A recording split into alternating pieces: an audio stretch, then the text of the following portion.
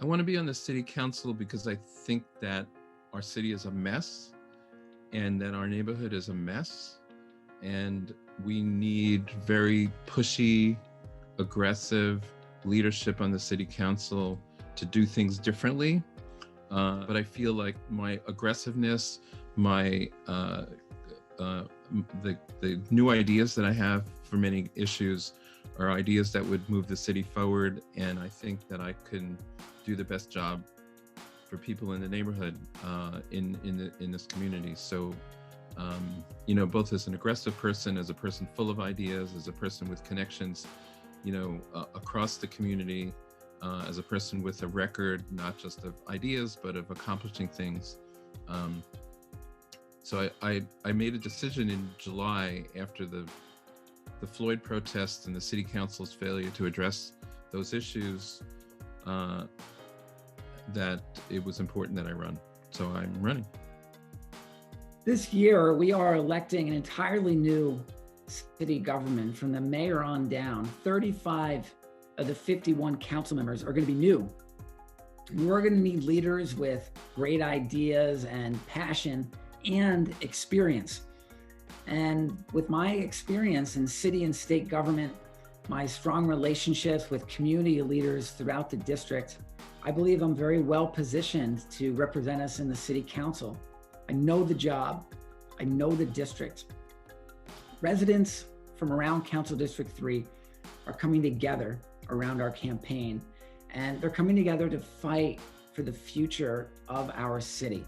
The road ahead is going to be long and difficult, and it may even get worse before it gets better. But I know that if we come together and make the structural changes we need to make with strong leadership, smart leadership, we will usher in one of the best eras in the history of our city. So for the last 5 years, I've been elected tenant president at Manhattan Plaza. We serve close to 3,000 people here with a vast array of needs and differences. And I've been able to advocate successfully for people. Many times that advocacy it requires me to work directly with the owners of our building, which happen to be a huge real estate company.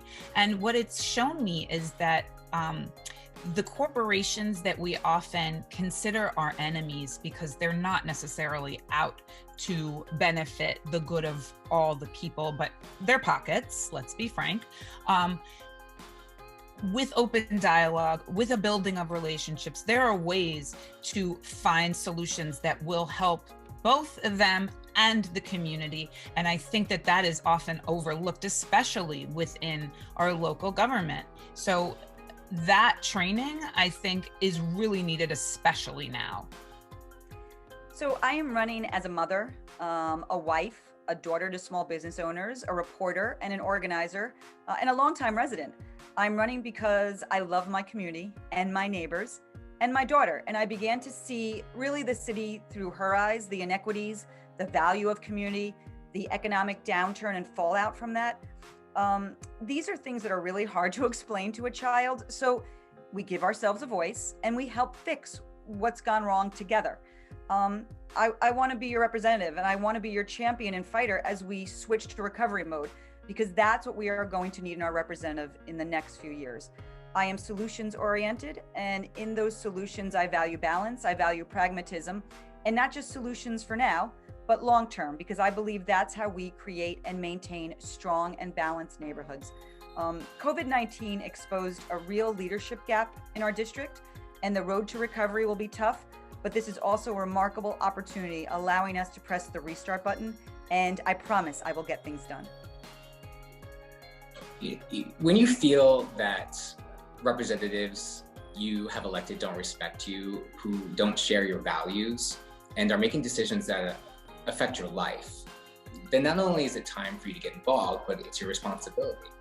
You know, there's never been a councilperson of color elected in District 3 in the history of the New York City Council. And I believe that diversity in leadership is absolutely necessary for the success of our city. You know, but without diversity and representation, there are serious consequences. And I think there's just so many of us who don't feel that they have a voice, who don't feel that their worries are taken into consideration. And it's our responsibility to include all of our community members into conversations about the well-being and maintenance of our city. At the same time, knowing every day that my daughter is looking to me to protect her, keep her best interests at heart, and keep the interests of all of our children at heart. And as a city council member, with the help of my community, I want to make good decisions with equity always being the driving force of the choices we make together. I am running because things never change, and people need a responsive council member that will generally fight for them.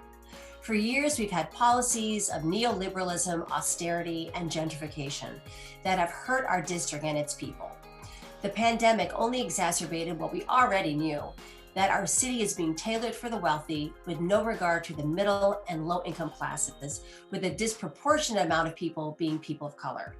Our lack of affordable and deeply affordable housing, dying small businesses, and the lack of quality jobs pre-pandemic is due to a council administration that values the big real estate lobby over residents of this district. It's going to take someone from the outside who actually cares about tackling these crises of homelessness, unemployment, and small business with policy choices that are people-centric and lead to genuine reform. Candidates need to come to the job already with a moral compass and a consciousness. I am that candidate.